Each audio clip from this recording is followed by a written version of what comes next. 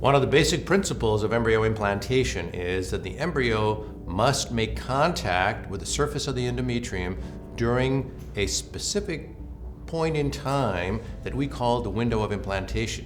There's some controversy about how wide the window of implantation is, and what the window of implantation represents is the period of time in the luteal phase of the menstrual cycle during which a human embryo can actually grow and implant into the surface of the endometrium. And there are some investigators who suggest that it may be as narrow as 12 or 24 hours, but that's clearly not true. We know that the same person can become pregnant in a stimulated IVF cycle and then in a frozen embryo transfer cycle.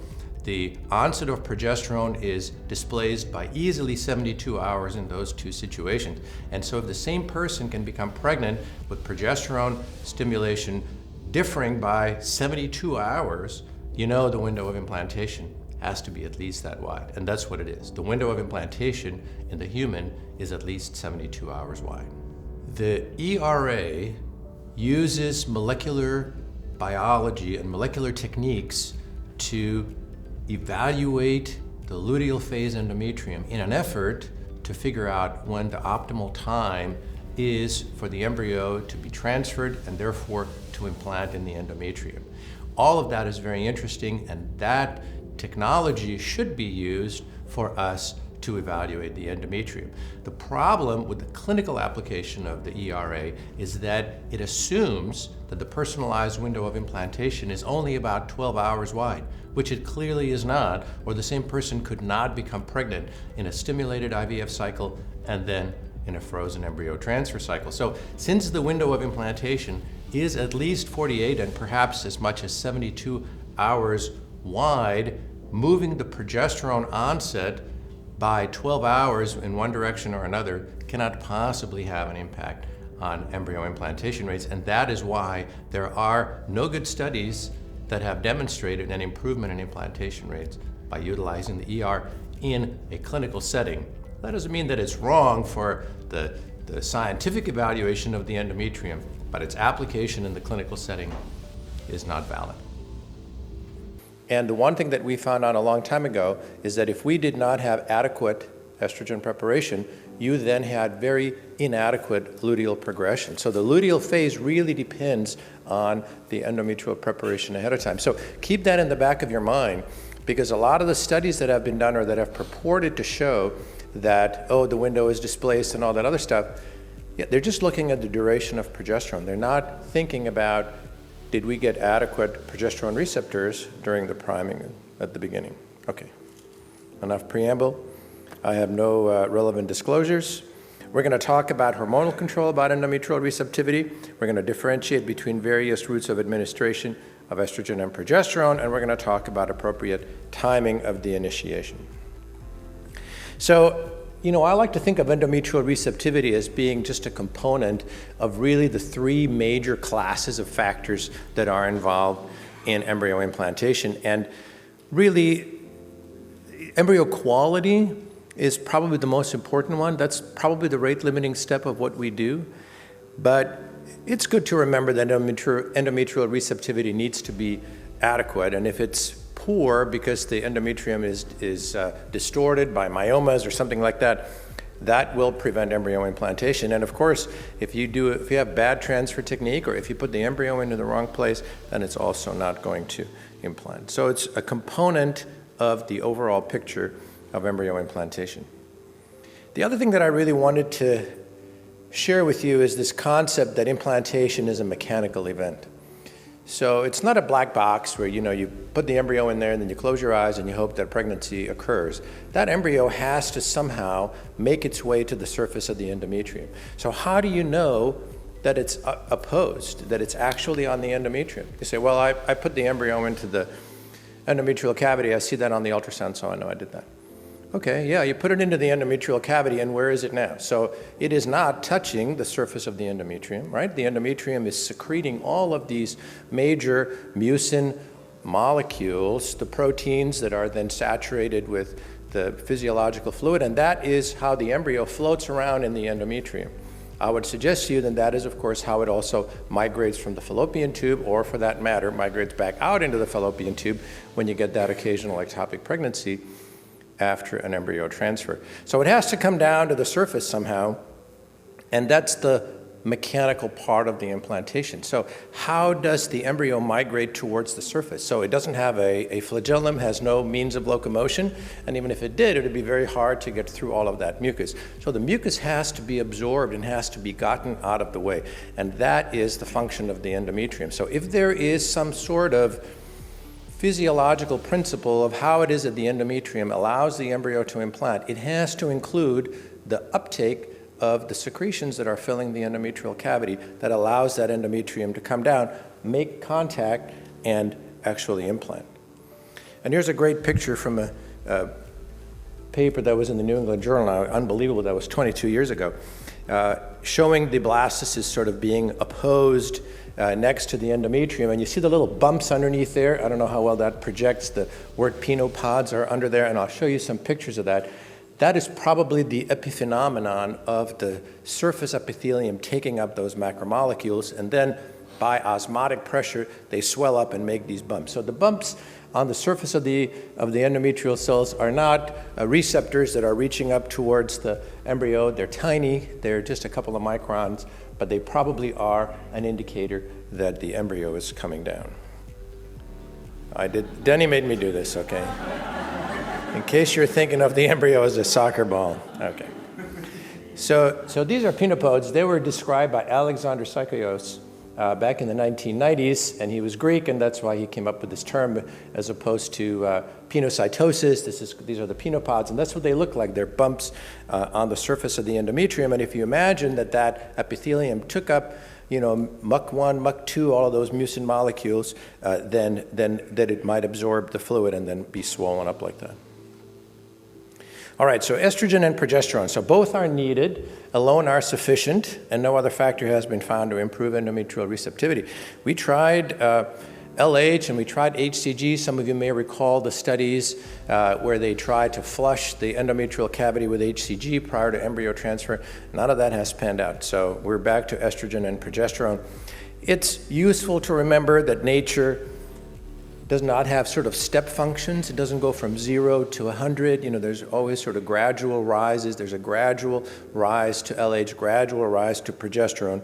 And we sort of try to imitate that, but because we give exogenous medication, we do have these step functions where you go from nothing to a lot. All right, so estrogen, responsible for endometrial proliferation, and as we just talked about, progesterone receptors. How much do you need? How do you give it? And for how long should you give it? So lots of routes of estrogen administration. There's not much estradiol around, so you just need to get a little bit in there. It's measured in picograms, and oral, transdermal, vaginal, and all the other forms really work probably equally well. Oral administration, of course, is subject to first-pass metabolism, and it gets converted. The estradiol that you give to the patient is immediately converted to estrone and estrone sulfate, and then there's an equilibrium between E2, E1, and E1 sulfate that looks like this. These are pictures of the molecules, and estradiol is at the top, and then estrone in the middle, and estrone sulfate at the bottom. Transdermal estrogen actually is more similar to in vivo production in that it avoids the first pass metabolism, and it gives you about the same kind of ratio of E2 to E1 as you have if you measure estradiol in a normal ovulatory cycle. And there's an easy conversion in there. A 0.1 milligram pad should give you about 100 picograms per ml, which is approximately the equivalent to 2 milligrams oral. So if you want to know how to convert 2 milligram POBID, the answer is you need to put 2 patches on. And there were studies early on that purported to show that the histology was better after patch administration. That probably has not panned out because of the equilibrium that we just talked about. So even though you have a lot of estrone and estrone sulfate after oral administration, it's converted back to estradiol, and that doesn't seem to be a problem. These are the levels that you expect. The top line, for example, is a 0.1 milligram patch, and you see it's about 100 picograms per ml. So it has a reasonable predictability. If you want to give somebody estrogen for a long time, I like the idea of giving them 2 patches. I figure they have about 200 picograms per ml.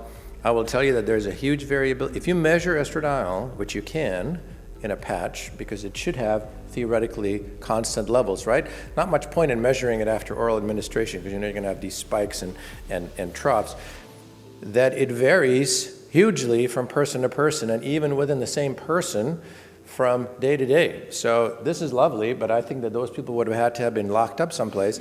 I think if you walk around and your skin gets warm and you have higher circulation, or it gets cold, whatever it is, that makes a big difference in terms of the way that the estradiol is absorbed. So there is a lot of fluctuation and a lot of variability, but I do like the ability to at least estimate what levels to expect when I give somebody a patch. So we use about patches and oral estrogen essentially interchangeably. Vaginal estradiol administration I thought was a really good idea because it would get absorbed really well. And what you're seeing here are the serum estradiol levels when patients took oral estrase, and that's oral micronized estradiol, or if we give it to them vaginally, and these are the same tablets that you buy at the store. There's nothing different about it. And you can see that without the first pass through the liver that you get much higher levels, and in fact you have serum levels that are 2,000 and 2,300. So those are levels that you normally only see with ovarian hyperstimulation. But here's the kicker, the endometrial tissue levels are even higher than that. They're about 80 times higher than what you have after oral administration. So there's nothing even vaguely physiological about the levels and that you get in a patient after you give them vaginal administration. And we did manage to get a research prize for this because we thought that patients who had thin endometrium after 2 weeks of standard oral therapy could be treated with vaginal estrogen, and then once they got to 7 millimeters, we gave them the progesterone. So on the left side, you see the total number of weeks that the patients received the estradiol, and then the number of patients, of course, was not very high, but they all got pregnant, which was great. So at least we know that we weren't harming them by giving them the super high estrogen levels. What's missing from this study, of course, is the control group that would have received the same oral medication for another 2 weeks or another 3 weeks. And we sort of thought about that afterwards. Gee, I wonder if it's just time rather than the total amount of dose. And so that's kind of the approach that we have taken now. I like, in somebody where you can't get the adequate endometrial thickness, is to put them on patches, because then I know they're getting estradiol, I know it's going to be constant, and then drag it out. Give them 5 or 6 weeks of estrogen. That does not seem to be in any way harmful, and at least you can get the cosmetic result of having a 7 millimeter endometrium. Whether or not that's critical to implantation is another debate that we would have to have. So in summary, for estradiol, the oral route is probably the one that is most commonly used. It's probably the most convenient, lots of first pass metabolism. Transdermal is most physiologic. We use it a lot. Vaginal, highest endometrial levels, and the duration is fine. You can really go for a long time without worrying that you're going to somehow overstimulate the endometrium or that will somehow impede implantation. So progesterone, of course, needs progesterone receptors. You can't just put somebody on progesterone unless they have been adequately primed by estradiol, which is what induces those progesterone receptors. It's progesterone that opens that receptivity window that apparently turns on the program in the endometrial cells to bring the embryo down to the surface. And the question is, how much do you need to give? What's the best route of administration, and how should you time it? And the answer is that there's probably not such a thing as too much progesterone. So serum progesterone levels in the natural luteal phase, of course, are very pulsatile. So if you see a study that says we measured a single value of serum progesterone in the luteal phase just prior to embryo transfer, and we found that the levels correlated with whether the patient became pregnant or not, you have to say, but isn't it pulsatile like that? Yes, it is pulsatile, so I'm skeptical about those data. So which is best? So progesterone, of course, is much higher levels than estradiol. It's measured in nanograms. It's about 100 times as much steroid that you have to give, and the oral administration is really prohibitive. So has never been shown to be adequate for fertility. It may be okay for menopause to antagonize estrogen, but it is not useful for fertility care. So what about transdermal? You can do that for estrogen, but progesterone, again, would be a huge amount of patch that you would need, right? It would have to be kind of a jacket that the patient would kind of put on. And then on top of that, you've got 5-alpha reductase in the skin, which converts testosterone to dihydrotestosterone. It also converts progesterone to dihydroprogesterone, and so probably prohibitive. That is why you're not seeing progesterone patches. So really, we just have IM and vaginal.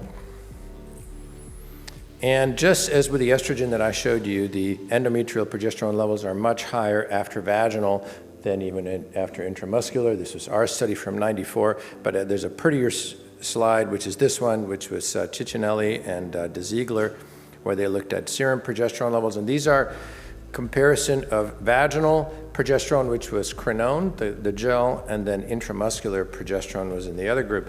And they thought, when they saw our paper, that maybe we had contaminated the endometrium with the pipelle, because that's what we were doing. We were doing a pipelle biopsy and aspirating the endometrium, and that was actually a valid criticism. You're going through the cervix, and guess what? There's a lot of progesterone on the ectocervix, so maybe we were contaminating our specimen. And so what they did is they had the patients take the medication just prior to hysterectomy. They took the uterus, sliced it from the top, and then extracted the endometrium that way, and as you can see, they have the same results. So serum progesterone levels much higher after IM. That's the blue or turquoise bar on the left side, as opposed to the relatively low levels after crinone. Those are about 4.8 nanograms per mil, but the endometrial tissue levels much higher with the vaginal administration than with IM. And so they came up with the very clever term of calling it uterine first pass effect, which I think has kind of stuck. So IM versus vaginal progesterone, I thought was going to all go towards vaginal progesterone administration.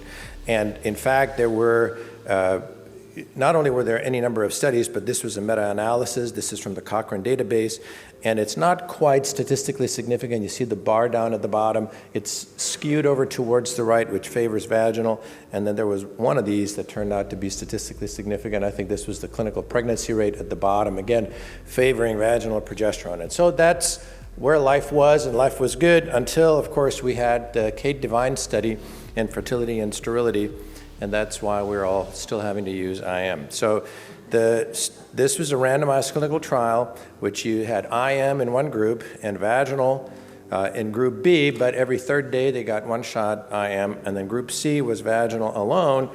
And as most of you know, it didn't go well for the vaginal group. So this is the positive HCG, and you see that it's very similar, 65, 66, and 60. But they had this really extraordinarily high miscarriage rate in the last group there on the right. And so whereas the miscarriage rate or overall pregnancy loss in group A and B were like 22 and then 29, the group that had the vaginal only, we're going to let that go, it had a super high miscarriage rate, which I would argue is not my experience. My experience is not that we have a 48% miscarriage rate. So I'm kind of skeptical about the generalizability of the information, but that doesn't matter. It's all done. P less than 0.0001, and the live birth rate is much lower, and that's it. And my poor patients all had to go back on IM progesterone, because if I gave them vaginal, they would say, "Hey, didn't you read this study?" So there it is. So when should we start progesterone in artificial cycles? Well, first you have to think about what the luteinization threshold is. So the luteinization threshold, meaning there's always progesterone around, right? Even in the follicular phase, prog is about 0.5, 0.6, and that's not doing anything. And of course, if it's above 10 or 20, then of course you're getting full luteinization. So somewhere in there has to be a threshold that you need to reach in order for luteinization to take place. And without belaboring the data too much, somewhere around 3 nanograms per mil is probably our luteinization threshold. And if you look at what progesterone does in natural cycles, the prog level is about 1 nanogram per mil at the time of ovulation, and it takes 12 to 24 hours after ovulation to get there. If you want to see the data, you have to go all the way back to 1983, which is when people were doing this kind of thing. And the progesterone levels are down at the bottom. It's the lowest graph that starts with the white dots, and it sort of passes through. 0 hours is the beginning of the LH surge. And then you see a little plateau there at about 1,000 picograms. That's 1 nanogram per mil. And that goes on until about 36 hours after the onset of the LH surge. And only then does it go up. So it doesn't hit 3 nanograms per mil until about 48 hours after the onset of the LH surge, which is 12 to 24 hours after ovulation. So progesterone does not start to act in a natural cycle until quite a while after ovulation, 12 to 24 hours. So why are we starting progesterone on the morning of ovulation in the recipients? That's not true, right? And some of you are doing modified natural cycles, as we are, for frozen embryo transfer. You should know, if you trigger them with HCG, as we do, that 36 hours after you give somebody HCG, which is what they did for natural cycle IVF, and that's where these data come from, the Proj is still really low, 0.5. It's actually less than in a cycle where natural ovulation occurred. So it really takes a long time for that to come up. So in a natural cycle, the progesterone does not start for at least 24 hours after ovulation. In contrast, in stimulated cycles, of course, progesterone levels are high. In fact, we measured progesterone on the day of HCG frequently. We're doing less and less fresh embryo transfers, but I still do those. And yes, I do respond to if somebody has a high progesterone on the morning of HCG administration, and then we freeze all of those. So, not to belabor this too much, the natural cycle with endogenous LH surge, 1 nanogram per mil at ovulation. In a natural cycle with HCG trigger, it's a 0.5 nanogram at the time of ovulation that you would expect. And in a stimulated cycle, it's much higher than that. And if the same person can get pregnant in a stimulated cycle and in a natural cycle, that must mean that the window of implantation is pretty wide. And it's got to be at least 48 to 72 hours. I think that in the interest of time, I'm going to skip this over. But my point is that the window of implantation must be wide. So when somebody tries to tell you that you need to advance the time of your progesterone start by 12 hours, you have to say, I'm not sure that that really makes sense to me. So we have said all of this. I said this about endometrial receptivity at the beginning, and that is that the estrogen stimulation is really underappreciated in its role to prepare the endometrium for progesterone, and therefore potentially making that difference. So to repeat all of this, variety of routes of administration for estrogen: oral is the highest metabolism, vaginal has the highest endometrial tissue levels, transdermal is the most physiologic, and duration, really, short administration is okay, but long administration is also okay if you have somebody who has a thin endometrium. Vaginal versus IM, in my heart, I feel there's no difference, but, what can I do? They get IM. One of my favorite, I got this from Google. The ERA test finds that 25% of IVF frozen transfers occur on the wrong day. And this was the quote. The ERA test found that on a day 6 embryo transfer would optimize her chances of success. And she credits the ERA and Dr. X for her son Joshua. So if you need the ERA to tell you to transfer blastocysts on day 6, that's a problem. But you don't need to. You can just follow the physiologic rule and transfer blastocysts on day 6, and that'll be correct. So we'll do it. This is how we do artificial cycles. We don't use GnRH agonists. We use estradiol in the most convenient form, oral or transdermal. Try to get the endometrium to 7. Check serum progesterone prior to starting progesterone. Start progesterone on the evening of ovulation, the synchronous time that way. We use IM and vaginal until we establish the pregnancy, and then we go to vaginal. Transfer the blastocysts on day 6. If you do ovulatory cycles, this is how we do it. Letrozole 5 milligrams times 5 days. Once the endometrium is bigger than 7 and you have a large follicle, you trigger with HCG. Start supplementing with vaginal progesterone 3 days after trigger. That means 1 day after ovulation, and then transfer the blastocyst 1 week after trigger, which is on the 6th day of progesterone. All right, sorry I went over time, but thanks very much.